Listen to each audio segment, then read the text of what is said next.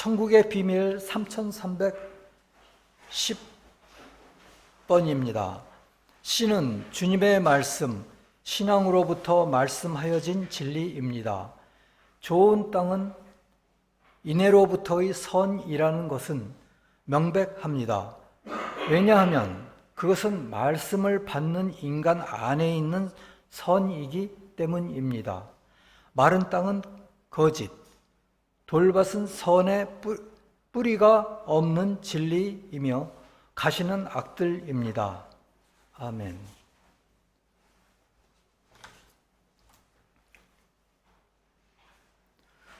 주님은 바다에 떠 있는 배에 올라 앉으셔서 바닷가 육지에 있는 큰 무리를 가르치셨습니다. 바다는 진리와 지식을 의미합니다. 주님이 풍성한 진리와 지식의 은혜를 나누셨다고 생각됩니다. 여러 가지 비유로 바다 곁의 큰 무리를 가르치셨으니 다 기록이 되었다면 은혜의 바다가 되었을 것입니다.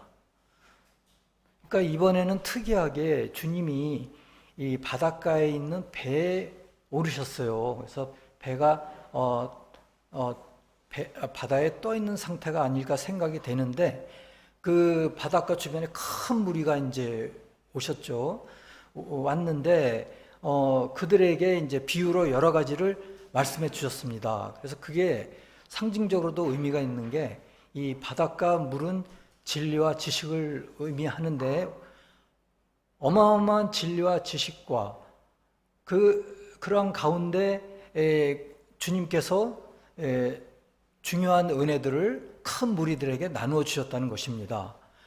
그런데 안타까운 게 여러 가지 비유로 무리를 가르치셨다고 했거든요. 그런데 오늘 나온 거는 딱 한 가지, 네 가지 땅에 뿌려진 씨의 비유예요. 근데 그 이외에 다른 비유도 다 기록되어서 우리한테 전달되었다면 얼마나 좋았을까, 그런 생각이 듭니다. 좀 안타까운 생각이 드는데요.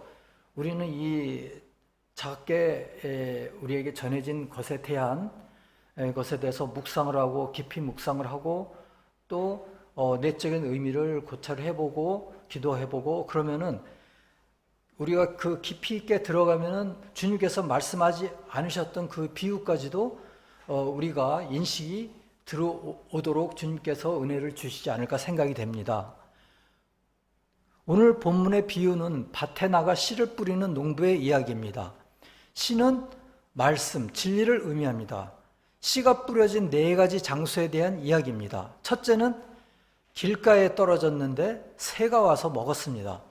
새는 우리의 생각인데요.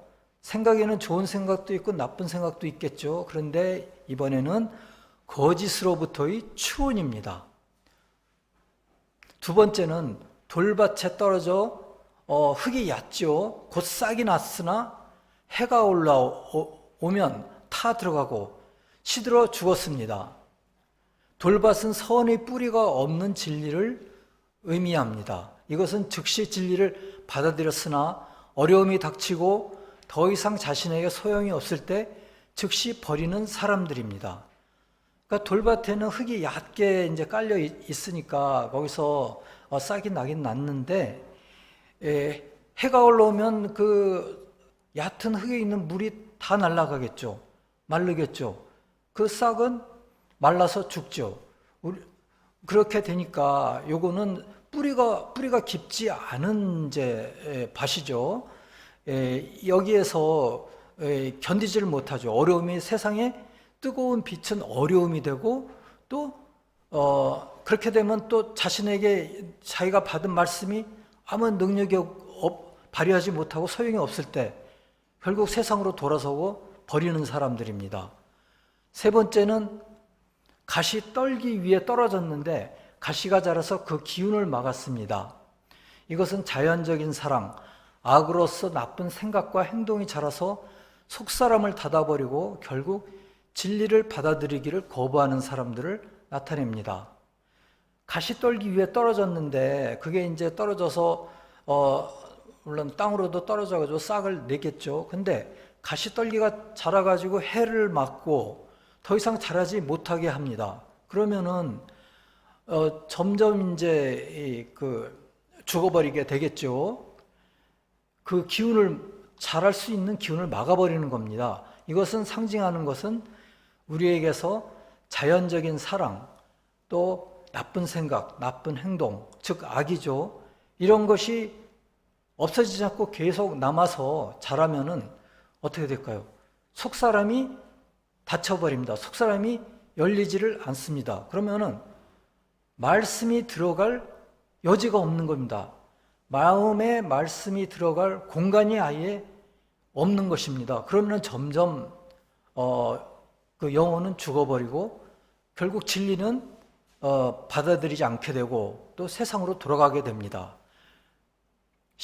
19절에 보면은 세상의 염려와 재물의 유혹과 기타 욕심이 들어와 말씀을 막아라고 하였듯이 속사람을 막아 말씀이 들어올 여지가 없는 것입니다. 세상의 염려와 재물의 유혹, 기타 욕심 이렇게 간단하게 나와 있지만 얼마나 많은 뜻을 포함하고 있습니까? 내일 일을 염려하고 또 재물이 없고 돈이 없고 또 여러 가지 유혹이 들어옵니다. 도박할 유혹부터 시작해 가서 모든 유혹이 매체를 통해서 또 거리에서 수도 없이 들어옵니다. 이런 것들이 다 말씀을 막아서 고사시키는 것입니다. 한 가지 예로 오늘날 한국 사람들의 한 가지 소망이 있습니다. 무엇인지 아시겠습니까? 아파트를 얻는 것입니다. 젊은 사람들이나 중년이나 노년이나 오로지 한 가지 소망은 아파트를 얻는 것입니다. 자기 소유를 하는 것입니다. 물론 지상에 살 때 사는 집도 필요합니다. 그러나 꼭 소유해야 할까요? 천국과 지옥 190번에서 말하기를 영계에서는 주께서 모든 천사들에게 각자의 선과 진리를 받는 정도의 알맞게 값없이 무상으로 주신다고 하였습니다. 그 집은 천사들의 내면의 상태의 변화가 있을 때마다 그에 맞게 조금씩 달라진다고 하였습니다. 굉장히 가변적이죠. 그런데 여기에서 이 집주인은 누구십니까? 주님이십니다. 그리고 대출을 받아야 합니까? 값없이 주십니다. 제 생각에 우리는 이 땅에 영원히 살 수 없습니다. 근데 미래에 영계에 가서 좋은 집을 얻고자 한다면 어떻게 해야 될까요? 11조를 많이 내야 할까요? 월정금을 많이 내야 할까요? 아닙니다. 자신의 내면을 잘 키워야 합니다. 성과 진리를 받는 정도가 정말 아름다울 수 있도록 잘 키우고 또한 천국에서 수많은 일을 합니다. 유용한 일을 할 수 있도록 지금부터 재능을 키우고 노력하는 것이 좋겠습니다. 오히려 그것이 천국에서 좋은 집을 얻을 수 있는 길입니다. 거기에 목표를 두시기를 바랍니다. 네 번째는 그럼 어떤 땅일까요? 좋은 땅에 떨어져 열매를 많이 맺는 경우를 말합니다. 좋은 땅은 인내의 선을 의미합니다. 이것은 진리를 진심으로 받아들여 참되게 삶을 유용하게 이루어 나가는 사람들입니다. 30배, 60배, 100배의 결실을 맺는 사람들입니다. 30배, 60배, 100배는 숫자의 의미가 아니고 충분한 것을 의미하는 것입니다. 이 비유를 통해서 제자들은 주님을 따르려면 이기심과 세상을 버리고 진리를 진심으로 받아들여야 한다는 것을 알았습니다. 진리를 진심으로 받아들여 그 생활이 변하고 또한 기쁨을 가지게 되는 정도까지 되어야 한다는 것을 주님께서 30배, 60배, 100배라는 말로 함축해서 이야기했지만 제자들은 그것을 알았습니다. 오늘날에는 세교회의 천적 교리로 우리는 더 잘 이해할 수가 있지요. 우리는 주님의 진리를 받아들이기 전에 우리의 마음을 살펴야 합니다. 물론 영계에서도 12 제자가 다 선포했습니다. 그랬을 적에 물론 영계에서도 많은 그 세교의 천적 그 교리에 대한 강의가 이루어지고 있을 것입니다. 그래서 영계에서도 더 잘 이해할 것입니다. 농부는 씨가 자라는 것을 방해하는 것이 흙 속에 있는지 살펴봅니다. 우리의 의도와 생각과 행동을 살펴보아야 합니다. 우리에게서는 그것이 흙이라고 생각할 수가 있습니다. 특별한 악이 있는지 살펴보아야 합니다. 농부가 장애물을 제거하듯이 우리도 우리의 마음에서 그것을 제거해야 합니다. 농부가 땅을 관리하듯이 우리도 우리의 영혼을 관리해야 합니다. 주님으로부터 빛을 받을 수 있도록 준비해야 합니다. 농부가 씨를 심은 후에 충분하게 물을 주듯이 우리도 말씀으로부터 가르침으로 우리의 영혼을 돌보아 주어야 합니다. 주님의 질서를 따라야 하고 복종해야 합니다. 구원의 역사를 이루시는 주님을 늘 따라야 합니다. 주님으로부터 나오는 평화와 인도를 받을 때 우리는 열매를 풍성히 맺을 수 있습니다. 우리의 마음은 잡초가 많은 땅과 같습니다. 우리가 주님의 말씀에 주의를 기울이고 행동한다면 주님의 말씀은 씨같이 우리 마음에서 자라납니다.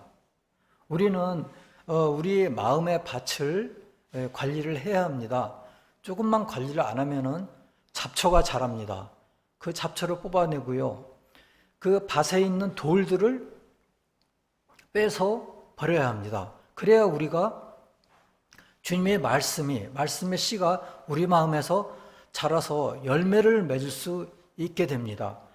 관리를 안 하면 안 됩니다. 그러면 우리가 어떻게 관리를 해야 할까요? 그것은 우리가 기도를 멈추면 안 되고요. 또한 말씀을 묵상하고 말씀을 읽는 것을 멈추면 안 됩니다. 또한 예배를 멈추면 안 됩니다. 예배를 이 성전에서 드리는 것과 집에서 들어누워서 과일을 먹으면서 드리는 것과는 많은 차이가 있습니다. 그래서 이 온라인 예배를 드리는 분들도 좀 자세를 갖추시고 예배를 드리시면은 더 많은 은혜가 되겠습니다. 그럴 때 우리의 배는 물이 들어와서 가라앉지 않습니다. 이러한 것들을 우리가 안 한다면은 점점 잡초가 자라고 엉겅퀴가 자라고 해서 이 배는 점점 물이 찹니다. 세상에 물이 찹니다. 세상의 염려와 재물의 욕심과 유혹이 점점 차들어옵니다. 그럼 배는 좌초되고 가라앉게 됩니다. 우리가 관리를 해야 합니다.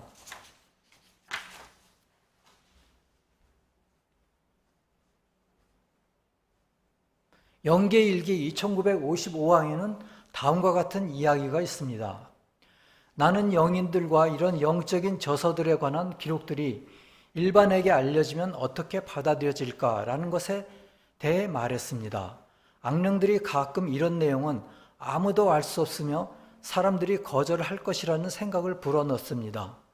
그런데 거리에서 영인들과 말하고 있을 때 5가지로 받아들이는 양상이 있으리라는 것을 지각하게 되었습니다. 오늘 얘기한 4가지 땅에 뿌려진 씨와 관련됐다고 생각되는 것이 영계의 일기에 있더라고요. 그래서 그것을 같이 나누고자 합니다. 그래서 영인들은 스베덴보르님이 쓴 이 영적인 저서들을 일반에게 알려진다면 어떨까 하고 스베덴보르가 물어봤더니 영인들은 이런 내용을 어떻게 알겠습니까? 아무도 알지 못하고 다 거절할 것입니다. 이렇게 얘기했다고 합니다. 그런데 스베덴보르는 5가지 양상이 있으리라고 탁 머리에서 생각이 났다고 합니다. 그 5가지를 여러분과 나누고자 합니다. 첫 번째는 전면적으로 거절해버리는 사람들. 그들은 다른 설득 상태에 있기 때문에 신앙의 적이다.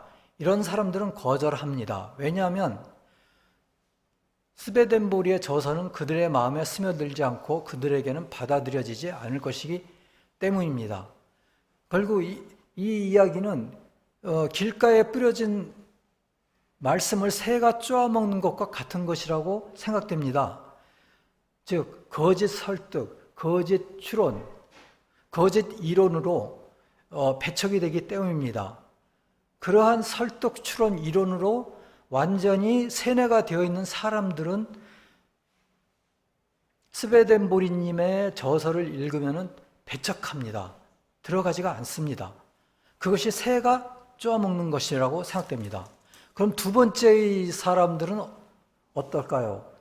그들은 지식으로 받아들여 그것을 지식으로서 또 호기심을 만족시키는 것으로 바꿔 좋아합니다. 즉 머리로 지식으로만 받습니다. 호기심을 만족시키는 것으로 끝납니다. 그런 분들이 많지요. 제가 경험한 어떤 분도 책만 원하지 교회는 절대로 원하지 않는다. 종교적인 것은 절대 원하지 않는다고 하였습니다. 그분들은 제가 생각에는 흙이 얕은 분들입니다. 그렇기 때문에 뿌리가 없습니다.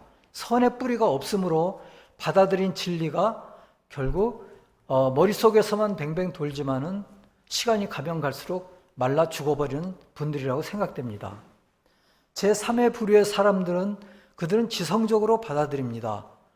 그 결과 그들은 꽤 예민하게 받아들이지만 그러나 그 생활에 관해서는 이전 그대로 머뭅니다. 그러니까 좀 더 깊이 받아들이는 분들입니다. 그렇지만 이분들의 경우는 악한 애정의 가시가 그대로 남아 속사람을 닫아버리는 사람과 같다고 생각됩니다. 즉 가시덤불에 떨어진 씨와 같지 않을까 생각이 됩니다. 그 가시덤불에서처럼 지성적으로만 받아들이고 속사람이 열리지가 않죠. 그러면은 말씀이 이 의지로 들어가지 못하고 그 생활에 관해서는 그대로 머물게 되죠. 그것이 악한 애정의 가시,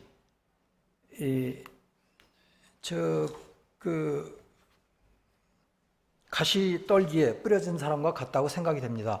그렇다면 네 번째 사람의 부류의 사람들은 어떤 사람들일까요? 납득하고 받아들이고 스며들어 그들의 삶이 개선됩니다. 이분들은 인내의 선 안에 있는 사람들이라고 생각되고요. 그들은 확실하게 삶에 적용합니다. 즉 좋은 땅이죠. 좋은 땅에 떨어져서 30배나 60배의 결실을 맺어서 삶이 개선되는 분들입니다. 그들은 확실하게 삶에 적용합니다. 제5 보류의 사람들은 어떤 분들일까요? 기쁨으로 받아들입니다. 그것을 넘어서 기쁨으로 받아들여서 확고하게 그 생활에 활착되는 분들입니다. 이런 분들의 경우에는 100배의 결실을 맺는 분들이라고 생각이 됩니다. 이와 같이 이 네 가지 땅에 뿌려진 씨가 이 영계일기에 이러한 이 글들과 상당히 일치가 되더라고요. 그래서 저는 상당히 감명 깊게 이것을 읽고 전해드리게 되었습니다. 그러면 우리의 마음이 좋은 땅이 되려면 어떻게 해야 할까요?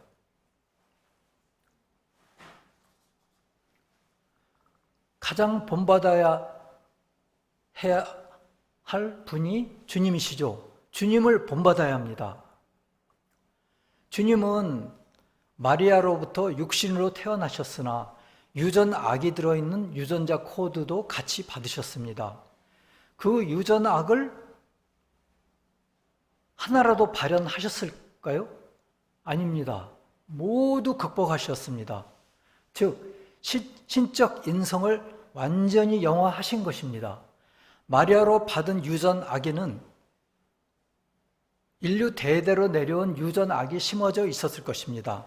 아벨을 죽인 카인의 유전자, 소돔과 고모라의 유전자, 자신의 욕심을 위해 부하를 죽음으로 내몬 다윗의 유전자 등이 이외에 수많은 유전악이 심어져 있었을 것입니다. 그러면 마리아님은 어땠을까요? 그러나 마리아님은 주님을 따르고 그의 말씀을 항상 곁에서 따라다니면서 듣고 그 말씀대로 순종하여 마리아님은 천국에 계십니다. 한 번은 스베덴 보리님이 천국에서 마리아님을 만났습니다. 자신은 무엇이라고 말씀하셨냐면은 자신은 지금 예수님을 하나님으로서 예배하신다고 하였습니다. 주님은 하나님이 되시고 모든 물질적인 인성을 벗으셨으며 주님을 마리아의 아들로 인식하는 것을 전적으로 반대한다고 하였습니다. 아마도 마리아님은 나를 숭배하지 말고 예수님을 예배하라고 말씀하셨을 것으로 생각됩니다. 주님은 물질적인 인성의 모든 유전학을 영화하신 것입니다. 그렇다면 우리 인간들의 유전자에는 특히 우리 한민족의 유전자에는 무엇이 있을까요?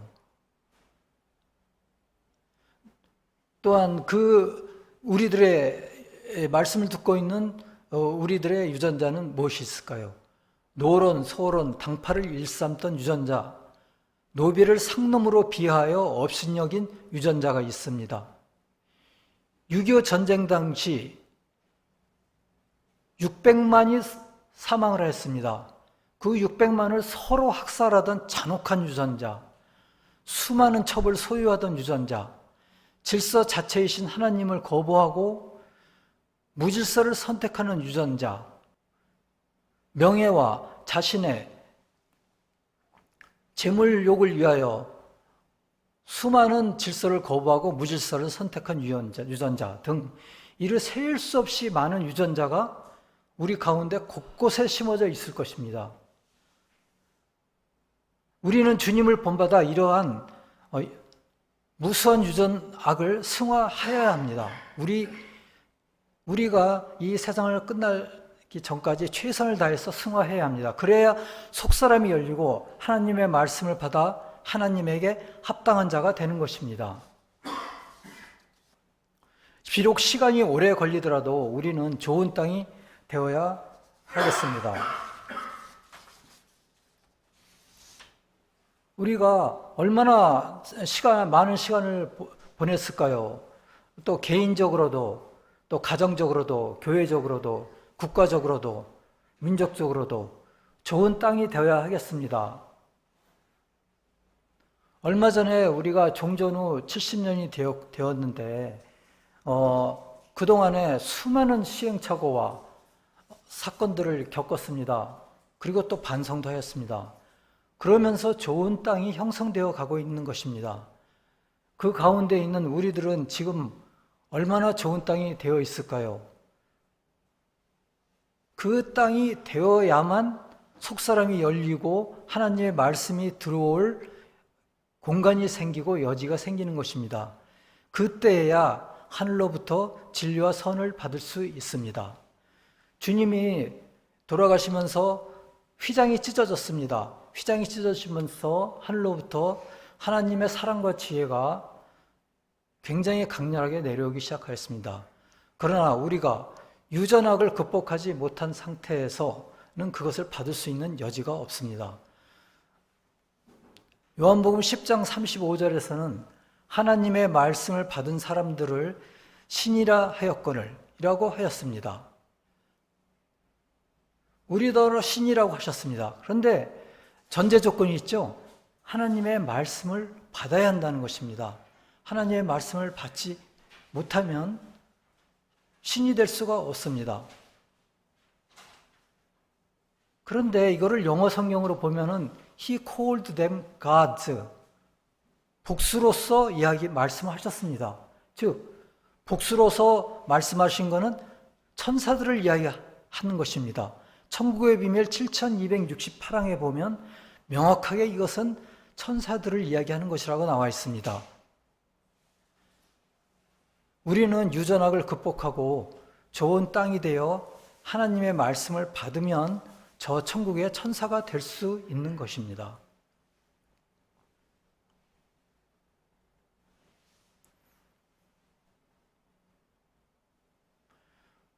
다만 너희는 그의 나라를 구하라. 그리하면 이런 것들을 너에게 더하시리라. 다 같이 기도하시겠습니다. 주여, 오늘 저희가 어떻게 하면 좋은 땅이 될 수 있는지 살펴보았습니다. 저희 자신도 네 번째 좋은 땅이 되기 전에 메마른 땅인 것을 알았습니다. 주여, 말씀의 씨를 우리 마음에 심었다 하더라도 물을 충분히 주어 자라게 하옵소서. 그렇지 않으면 세상으로부터 나쁜 물이 들어와 우리의 배는 침몰하게 될 것입니다. 기도와 말씀과 예배와 유용한 일의 수행을 끊이지 않게 하옵시고 30배, 60배, 100배의 결실을 거두게 하옵소서. 부활하여 세상 끝날까지 저희와 함께 계시는 주님의 이름으로 기도드리옵나이다.